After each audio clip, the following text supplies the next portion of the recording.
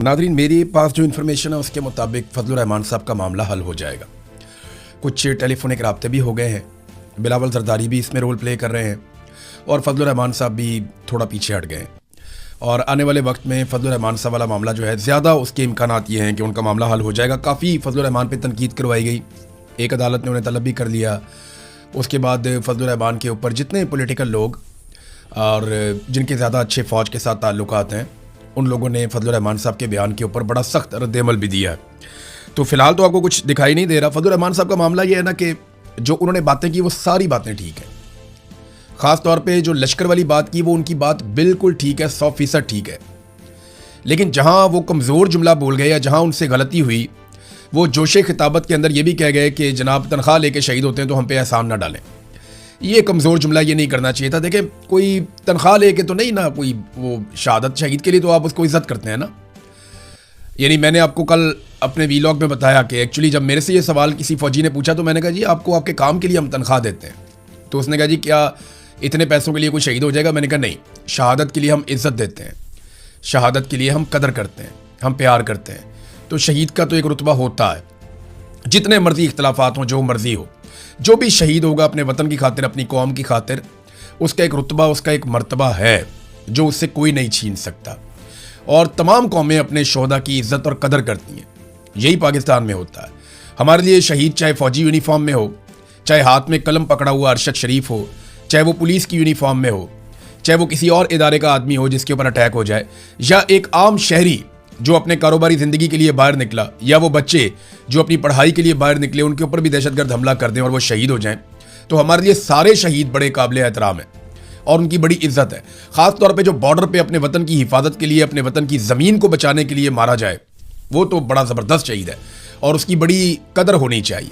लेकिन मैंने आपको फिर वही बात कहूँगा कि प्रॉब्लम तब पैदा होती है जब शोहदा के अंदर तफरीक पैदा की जाती है। जब ये किया जाता है कि जनाब ये जो बलूचिस्तान का पुलिस वाला है, इसकी मैयत अगर सड़क पे पड़ी है तो कोई फ़र्क नहीं पड़ता। ये नहीं क्या उसकी वर्दी सस्ती है, उसका खून सस्ता है। ये यहाँ प्रॉब्लम पैदा होता है। प्रॉब्लम तब पैदा होता है कि जिन इदारों के लोग शहादतें दे रहे हैं वो अपने ही लोगों पे जब बंदूक उठा लेते हैं तो प्रॉब्लम पैदा हो जाता है। फिर ऐसी बदगुमानियाँ और इस किस्म की नफ़रत जन्म लेती है जो पीछा करती रहती है। यही नफ़रत जो है वो जन्म ले चुकी थी बांग्लादेश में। इसी नफ़रत को हवा दी जा रही है पाकिस्तान में। तो इस नफ़रत को फैलाने से अगर रोकना है तो तमाम इदारों को अपनी अपनी आइनी हुदूद में वापस जाना पड़ेगा और अपने ही लोगों पर बंदूक उठाने का कल्चर बंद करना पड़ेगा।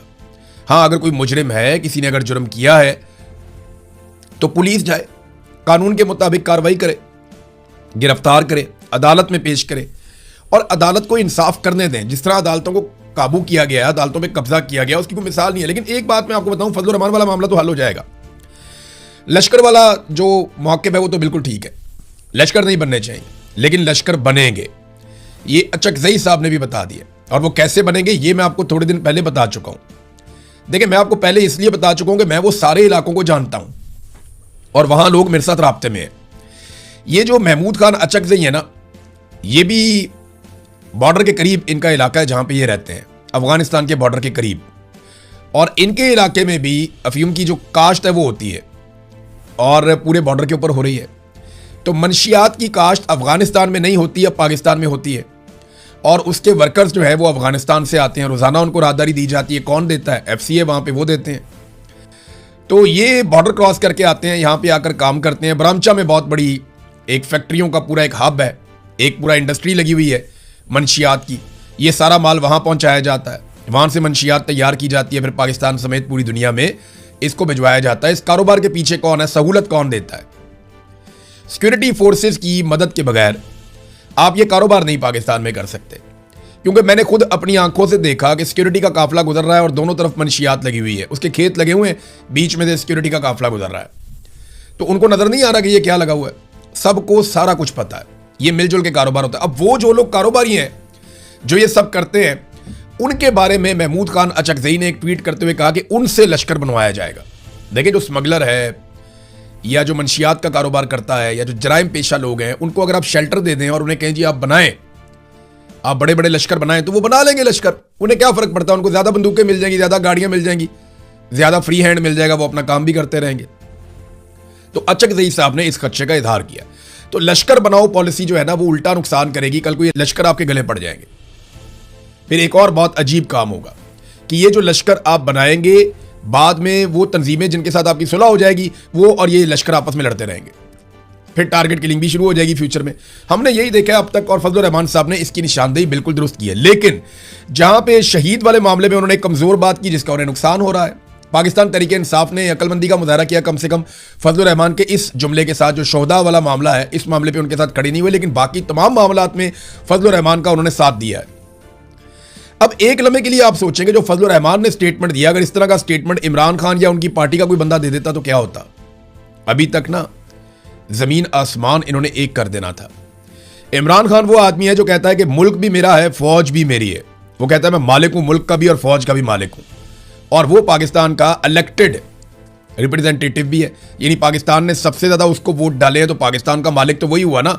पाकिस्तानियों ने पाकिस्तान की मलकियत उसको दी है, तो वो ये कहता है कि ये मुल्क मेरा है, ये फौज भी मेरी है। ये इमरान खान कहता है, वो ओनरशिप लेता है। उसको जेल के अंदर डाला हुआ उसको सजा देना है। लेकिन फजलुर रहमान साहब ने जो किया उसके बाद आप देखिएगा कितने आराम से सुलह हो जाएगी। उसकी एक वजह है, इमरान खान ने ना मिलिट्री एस्टेब्लिशमेंट का इक्तदार चैलेंज कर दिया। इमरान खान ने इनका मफाद चैलेंज कर दिया और इनको एक्सपोज कर दिया। फजलुर रहमान ने यह नहीं किया। फजलुर रहमान ने एक जुमला बोला, ये सुलह कर लेंगे बाद में। फजलुर रहमान का गुनाह ज्यादा बड़ा होना चाहिए जो जुमला उन्होंने बोल दिया, जिस तरह की उन्होंने बात की। लेकिन मिलिट्री एस्टेब्लिशमेंट को यह पता है कि ये आदमी खुद एस्टेब्लिशमेंट है, ये बाहर नहीं जाएगा। ये खुद एक एलीट क्लास का आदमी है फजलुर रहमान, ये हमसे दूर नहीं जाएगा। और मुझे लगता है कि सुलह हो जाएगी। काफी दबाव फजलुर रहमान पे पड़ गया है और उम्मीद है कि जल्दी सुलह हो जाएगी। जो मेरे पास इंफॉर्मेशन आ रही है उसमें तो सुलह के हवाले से अच्छी खबरें हैं। दूसरा, थोड़ी सी अच्छी खबरें आई हैं कि कुछ मुज़ाकरात जॉइंट अवामी एक्शन कमेटी के साथ भी हुए हैं, पाकिस्तान पीपल्स पार्टी के लोगों ने किए हैं। और उम्मीद की जा रही है, क्योंकि बिलावल पहुंच गया वहां पे मुजफ्फराबाद में, और बिलावल को ये क्रेडिट, चले बिलावल को चला जाए क्रेडिट, अमन तो आ जाए ना कम से कम। ये कत्लो गारतगिरी तो बंद हो जाए ना, आज़ाद कश्मीर के गंदम के रास्ते तो खुल जाए ना, उनकी दवाइयाँ तो खुल जाएं, उनके स्कूल उनके कारोबार तो खुल जाएं, हालात नॉर्मलाइज हो जाएं, उनके मुतालबात तस्लीम किए जाएं। मामला ये है कि जॉइंट अवामी एक्शन कमेटी कितनी फ्लेक्सिबिलिटी दिखाती है, क्योंकि पीपल्स पार्टी एक मखसूस किस्म का मैंडेट लेकर गई है। और अगर पीपल्स पार्टी ये सुलह करवा लेती है और बिलावल के साथ खड़े होकर जॉइंट अवामी एक्शन कमेटी के लोग ये कहते हैं कि हमारे मामला तय हो गए हैं, तो पीपल्स पार्टी के लिए आज़ाद कश्मीर का ग्राउंड खुल जाएगा। फिर वो बड़े आराम से, धांधली तो उनके लिए होनी है, मिलिट्री एस्टेब्लिशमेंट उनके साथ है, तो फिर वो बड़े आराम से अपनी सीटें जीत लेंगे। जबकि पंजाब में जो 12 सीटें हैं मुहाजिरीन वाली, जिस पे ख्वाजा साद रफीक कंपेन कर रहे हैं आजकल, वहां से वो ज्यादा सीटें जीत कर तो ये अपना इक्तदार इकट्ठा कर लेंगे। लेकिन क्या ज्वाइंट अवामी एक्शन कमेटी इन 12 नशस्तों वाले मामले पर कंप्रोमाइज करेगी? यह है बड़ा सवाल, और इस सवाल का जवाब अभी हमारे पास नहीं है, क्योंकि मुज़ाकरात चल रहे हैं। फिर मैं आपको बताता हूं। सुहेल अफरीदी साहब ने नाज़रीन तकरीर करते हुए कुछ जुमले बोले हैं, मैं चाहता हूं वो जुमले मैं आपको सुनवाऊं ताकि आपको आइडिया हो कि सुहेल अफरीदी साहब ने ड्रोन हमलों के सामने किस तरीके से सरेंडर किया है। ये सामने पुलिस वाले बैठे हैं, सुहेल अफरीदी खिताब कर रहे हैं, जरा ये आप सुनिए, बेबसी का इजहार आप सुनिए। उनके खिलाफ जिनकी गलती की वजह से मिस इन्फॉर्मेशन होती है, झूठ बोला जाता है कि यहां पर दहशतगर्द है, इसी वजह से मासूम लोगों की शहादतें होती हैं। तो जिसने गलत इंफॉर्मेशन दी कि यहां पर दहशतगर्द हैं, हालांकि होते वहां पर मासूम लोग हैं, जिसने माटर गोला या ड्रोन अटैक किया, ये दोनों कसूरवार होते हैं। इनके खिलाफ एफआईआर भी होनी चाहिए और इनके खिलाफ कानूनी कार्रवाई भी होनी चाहिए। लेकिन कौन करेगा? पाकिस्तान में किसी में जुर्रत है कि इनके खिलाफ आवाज उठाए? पाकिस्तान में किसी की जुर्रत है को इन पर एफआईआर करे? पाकिस्तान में किसी की जुर्रत है, जो भी है, हम बेचारे सियासतदान, हम तो मजलूम हैं। ये जो सुहेल अफरीदी साहब ने बात की ना, देखिए पहले ये तनकीद करते थे ड्रोन हमलों पे, पहले ये टारगेट करते थे ड्रोन हमले नहीं होने चाहिए, ड्रोन हमले गलत हैं। अब वो अपनी तनकीद को मोड़ कर ले आए हैं कि ड्रोन हमलों के लिए जो लोग इन्फॉर्मेशन देते हैं वो लोग गलत हैं। पहले कहते थे ड्रोन हमले पे एफआईआर होनी चाहिए, अब वो कहते हैं कि जो ड्रोन हमलों के लिए गलत इन्फॉर्मेशन देते हैं उनके ऊपर एफआईआर होनी चाहिए। तो क्या कोई उनके ऊपर एफआईआर करेगा? किसी में हिम्मत है? यानी ड्रोन हमले पे एफआईआर देना तो बहुत दूर की बात है। जब ये साहब आए थे सुहेल अफरीदी साहब, और उन्होंने कहा था कि ये वज़ीर आला बनने के बाद ड्रोन हमले रुकवाएंगे, और इनका दावा था कि ड्रोन हमलों के ऊपर एफआईआर भी होंगी, इनके सारे लोग भी यही कह रहे थे, तो उस वक्त हमें लग रहा था कि शायद ये कर पाएं। लेकिन एक भी एफआईआर ड्रोन हमले के खिलाफ नहीं कर पाए। अब वो बेबसी का इजहार कर रहे हैं कि ड्रोन हमले तो अपनी जगह, जो बंदा गलत इंफॉर्मेशन देता है जिसकी बुनियाद के ऊपर मासूम लोग मारे जाते हैं, इंफॉर्मेशन देने वाले पर भी FIR देने की जरूरत नहीं है, हिम्मत नहीं है। तो ये एक लेवल का सरेंडर है। इमरान खान होते तो शायद वो हिम्मत दिखा देते।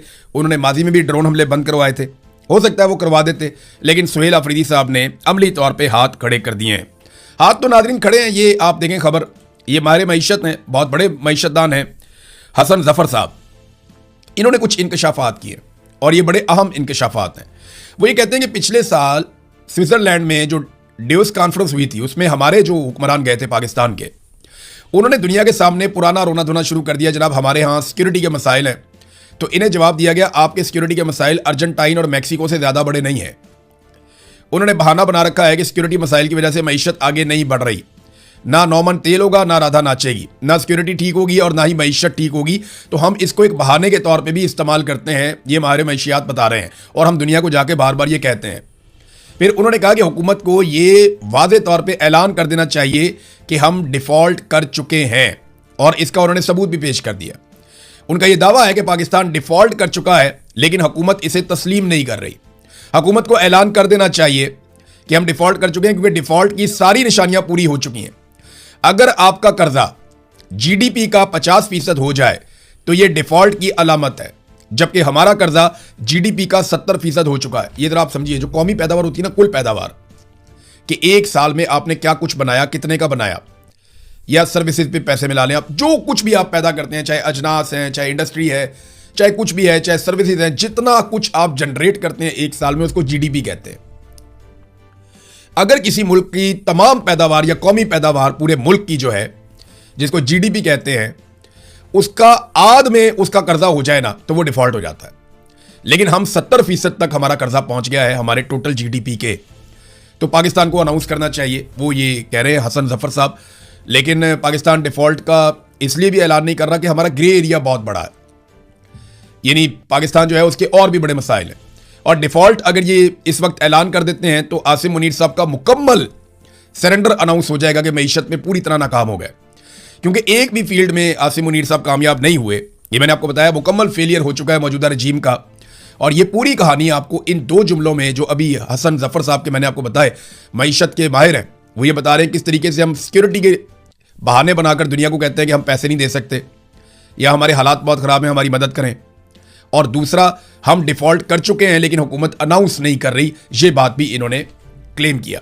देखिए, डिफ़ॉल्ट तो आपने करना है, जो आपकी पॉलिसियाँ, जो आपकी हरकतें। मिसाल के तौर पे आप ये देखें, एक्सप्रेस ट्रिब्यून के अंदर ये खबर छपी हुई है, और ख्वाजा आसिफ ने कल हमला कर दिया था शहबाज राणा साहब पे। ये जर्नलिस्ट हैं और ये खबरें देते हैं। अब बजाय खबरें पढ़ के मुल्क को ठीक करने के, ये सहाफ़ियों के ऊपर हमला कर रहे हैं। जनाब, आपकी खबरों की वजह से सरमायाकारी नहीं आ रही। ख्वाजा आसिफ साहब, आपकी और एस्टेब्लिशमेंट की करतूतों की वजह से सरमायाकारी नहीं आ रही। शहबाज राणा की खबरों का इसमें कोई कसूर नहीं बेचारे की। वो तो जो खबर होती है वो दे देते हैं, आपका मौक़िफ़ आता है वो भी बयान कर देते हैं। वो तो एक बहुत बैलेंस्ड अप्रोच के साथ चल रहे हैं। लेकिन आपकी हुकूमत बैलेंस्ड नहीं है।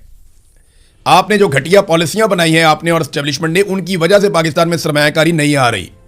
शहबाज राणा के ऊपर चढ़ाई करने की कोई ज़रूरत नहीं है, ना उनका कोई कसूर है। अब देखें ना, उनकी ये खबर आप देखेंगे, PIA जो है, ये वैसे तो बिका था 10 अरब रुपए में। 10 अरब इन्होंने पहले दिया था, PIA इनके हवाले हो गया था, कुछ पैसे बाद में दिए। मैंने आपसे कहा था ना कि PIA के असासी हिस्से ज़्यादा हैं। 14.2 अरब रुपए की सिर्फ प्रॉपर्टीज़ हैं जो PIA के साथ गई हैं। 14.2 अरब रुपए की। अब मुनाफा चेक करें कैसा हुआ। क्या किसी को ऐसा मुनाफा मिलता है? जब 10 अरब रुपया दिया तो 14.2 अरब रुपए की प्रॉपर्टीज आ गई, और इसके अलावा लगभग 8 से 10 अरब रुपए के स्पेयर पार्ट्स आ गए। जहाज उसके अलावा हैं जो बहुत बड़ी तादाद में हैं, दर्जनों जहाज हैं। इंटरनेशनल एयरलाइन है तो उसके रूट्स भी हैं, वो भी साथ दे दिए। उसकी गुडविल है, वो भी साथ दे दी। उसका स्टाफ है, बेशुमार चीजें दे दी। और दे दी कैसे? औने पौने। और दी किसको? फौजी फाउंडेशन और उनके जो हमायती हैं या उनके साथ जो उनका एक ग्रुप बना हुआ है, उनको दे दी गई। मौजा ही मौजा। मैं आपको एक और चीज़ दिखाता हूँ, ये जरा देखें आप। पाकिस्तान में अदलिया की करप्शन के ऊपर एक आलमी तंजीम ने स्टेटमेंट जारी किया है। लेकिन पहले मैं आपको अदलिया का एक और कारनामा बताता हूँ। आपने ये अभी फैसला देखा होगा, लोग बड़े खुश हो रहे थे, काजी फायद ईसा को बुरा भला कह रहे थे कि मुनाल वाला फैसला काजी ने गलत दे दिया। अतर मिनुल्लाह ने भी इसके ऊपर फैसला दिया हुआ है माजी में। ये कहानी है क्या, मैं आपको बताता हूँ। हुआ ये था कि 2006 में एक मुनाल रेस्टोरेंट बना था मारगला के पहाड़ों में, और 15 साल की लीज के ऊपर मुनाल रेस्टोरेंट के मालिक ने ये जगह ली थी 2021 तक के लिए। लीज खत्म होने से 2 साल पहले यानी 2019 में पाकिस्तानी फौज का एक इदारा है remount veterinary and farms directorate, तो ये जनरल हेडक्वार्टर यानी जीएचक्यू का इदारा फौज का, ये आ जाता है मैदान में और ये एक लेटर लिखता है मुनाल वालों को कि जनाब अब आपने किराया हमें देना है और पिछले 3 साल का किराया भी आपने हमें देना है, आपने सीडीए को किराया नहीं देना, यानी कैपिटल डेवलपमेंट अथॉरिटी जो सीडीए है इस्लामाबाद की मलकियत जिनके पास है, आपने गवर्नमेंट को किराया नहीं देना, आपने किराया हमें देना है क्योंकि ये जगह अब हमारी है और हम हैं इसके मालिक, पिछले 3 साल का किराया भी जमा करवाओ। अब जनाब मुनाल वहां पे पैसे जमा कराता है, किराया सीडीए वाले कहते हैं हमें किराया दो, और जो पाक फौज है वो कहती है जी हमें किराया दो। अब वो 2 जगह पे किराया दे रहे थे, ये मामला लेकर वो अदालत में चले गए और उन्होंने कहा जी कि अब हम किराया इनको दे रहे हैं तो आप गवर्नमेंट से या सीडीए से हमें पैसे वापस दिलवाएं। ये मामला चला गया हाई कोर्ट में। जब ये मामला हाई कोर्ट में गया तो अतर मिनुल्लाह साहब ने इस मामले को पकड़ लिया और उन्होंने कहा जी ले आओ सारे इसके कागज, क्योंकि ये तो नेशनल पार्क का इलाका है, ये तो आवाम के लिए एक नेशनल पार्क है जहां पे जंगल होगा, जहां पे तफरी की चीजें होंगी और यहां पे किसी सूरत भी आप ये सारी एक्टिविटीज नहीं कर सकते, ये नेचर को नुकसान पहुंचा रहे हैं आप, आलूदगी पैदा हो रही, तो ये इलाका है ही नहीं आपका। तो कागजात ले आए, दर्जनों समातें हुई, सहाफ़ी जाते रहे और जो जीएचक्यू की जानिब से जो वकला आते थे वो कोई रिकॉर्ड पेश नहीं कर सके, बल्कि वो कहते थे 1910 से ये ज़मीन हमारी है, लेकिन कोई एक भी कागज़ या एक भी रिकॉर्ड वो अपने क्लेम के हक में पेश नहीं कर सके। तो अतर मिनुल्लाह साहब ने कहा जी ये नेशनल पार्क की जगह है, ये ना मुनाल की है ना जीएचक्यू की है, किसी की नहीं है, नेशनल पार्क की। मामला चला गया कादी फायद ईसा के पास, तो कादी फायद ईसा ने भी इसके ऊपर फैसला दे दिया। अब ये मामला एक रिव्यू में गया, रिव्यू के अंदर भी फारिग हो गया, लेकिन जब आईनी अदालत बनी तो वो तो आपको पता है कि मिलिट्री एस्टेब्लिशमेंट के कंट्रोल में है, तो वहां पे हसन अजहर रिजवी साहब की सरबराही में एक बेंच बनता है और फिर ये किराया बड़ा अरसा जो है ना वो ट्रायल कोर्ट के अंदर भी जमा होता रहा। ये लगभग कई साल तक ये ट्रायल कोर्ट के अंदर कुछ 6 करोड़ रुपए तक का किराया वहां पे भी जमा हो गया था। अब आईनी अदालत ने कह दिया जी फेयर ट्रायल नहीं हुआ और आईनी अदालत ने पिछले सारे फैसले फारिग कर दिए, यानी ये जो 8000 एकड़ से ज्यादा जमीन के ऊपर दावा किया गया जीएचक्यू की जानिब से, तो उन्हें इसका सबसे बड़ा फायदा हुआ। अब ये जमीन जीएचक्यू की है क्योंकि फैसला फारिग कर दिया गया। पहले अदालती फैसले ये कहते कि ये नेशनल पार्क की जमीन है, ये इन्वायरमेंट के लिए है, नेशनल पार्क की जमीन है, अवाम इसकी मालिक है, लेकिन जीएचक्यू का क्लेम जिसके हक में वो कोई एक कागज भी पेश नहीं कर सके, उनका क्लेम पहले वाले फैसलों ने उड़ा दिया था, अतर मिनुल्लाह ने और कादी फायद ईसा ने। अब जनाब जो नया फैसला आया उसके मुताबिक उन्होंने कहा सिविल कोर्ट डिसाइड कर लेगा और सिविल कोर्ट भी डिसाइड करेगा, वो जो 2 एकड़ मुनाल के पास है ना, 2-3 एकड़, उसके ऊपर डिसाइड करेगा कि मुनाल अपने 2-3 एकड़ का मामला लेकर चला जाएगा सिविल कोर्ट के अंदर, बाकी सारा फैसला कलअदम और अब सारा कब्जा सारा कंट्रोल जो है वो चला गया जीएचक्यू के पास। ये है नाज़रीन पूरी कहानी। जनाब इस सारे फैसले का जो वन लाइनर है वो ये है कि सारे रकबे तुम्हारे लिए हैं, सारे रकबे तुम्हारे लिए हैं। ये मेरे एक दोस्त हैं, उन्होंने सोशल मीडिया पे लिखा भी, पाकिस्तान में ही है, जर्नलिस्ट हैं, उन्होंने कहा जी ओवरऑल यही है, राजा बशारत साहब ने गालिबन ये लिखा कि सारे रकबे तुम्हारे लिए हैं। तो कहानी बीच में यही निकली है। तो ये अदलिया जो है ये इस तरीके से सहूलतकारी कर रही है। अब जो बैनुल-अक़वामी सतह पर आवाज़ उठाई गई हमारी अदलिया के मामले में, international federation for human rights तंजीम ने खबरदार किया कि पाकिस्तान में अदालती करप्शन मुनज़्ज़म शक्ल इख्तियार कर चुकी है और खदशा है कि ये ग्रैंड करप्शन तक पहुंच जाएगी। तंजीम ने अंडर द बेंच पाकिस्तान के निज़ाम इंसाफ में बदउनवानी के खतरात का जायजा के उन्वान से एक रिपोर्ट जारी की है और इस रिपोर्ट में 26वीं और आईनी तरामीम को एक बड़ी वजह करार दिया है और मुतालबा किया गया है कि अदलिया की आज़ादी यकीनी बनाने के लिए 26वीं और 27वीं आईनी तरामीम मनसूख की जाएं। ये नाज़रीन अब दुनिया से आवाज़ें उठना शुरू हो गई हैं, लेकिन पाकिस्तान में तो फैसले हक में आ रहे हैं मिलिट्री एस्टेब्लिशमेंट के और वो आईनी अदालत से वो सारे फ़ायदे उठा रहे हैं जिसके लिए ये अदालत बनाई गई थी। फ़ायदे फिर जजेस भी उठाते हैं ना। मिसाल के तौर पे एक और खबर देखें, कितनी इंटरेस्टिंग है, आपको बड़ा मज़ा आएगा आपको इस खबर का।